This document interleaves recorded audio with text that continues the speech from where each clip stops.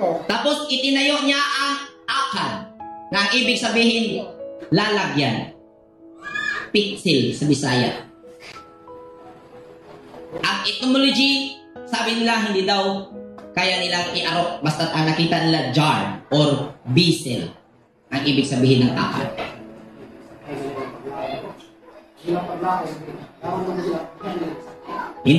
Hindi daw na naiwan ng detalyadong eksplanasyon ng mga sinaunang sieges ang salitang, ang pangalang akad. Pero sa nakikita ko, dahil hindi nila ito yung lalagyan eh. Ibig sabihin, ang empty na lalagyan, tumutukoy sa walang patutunguhan kung maging rebellious ka. Pinangarap mo na magkaroon ng katumanan, ang tanan. Ang kanang way kwarta nga, gusto magpa-transgender ba? Mga naman na. Nandoy, ako maayo eh. Makakwarta ko. Para matuman kita na ako ng gusto. Amen? Kaya tingnan nyo, dubli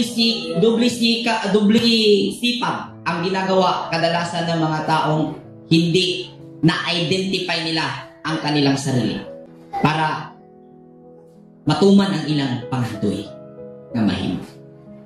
Asa ni Dapit nahitabo sa Shinar. Unsay nasa Shinar, yuta nga natulog nga gibantayan sa pagkasuwain. Ano ang lupa? I-reach, Adama, humankind. Kita, tao nga dili aware. Once tao ka nga hindi ka aware, consider kang yuta. Pero kung tao ka nga aware, consider ka Elohim. Amen. Amen po ba? Amen. Kung namuhay ka ngayon na hindi aware, out of conscious, di ka namuhay na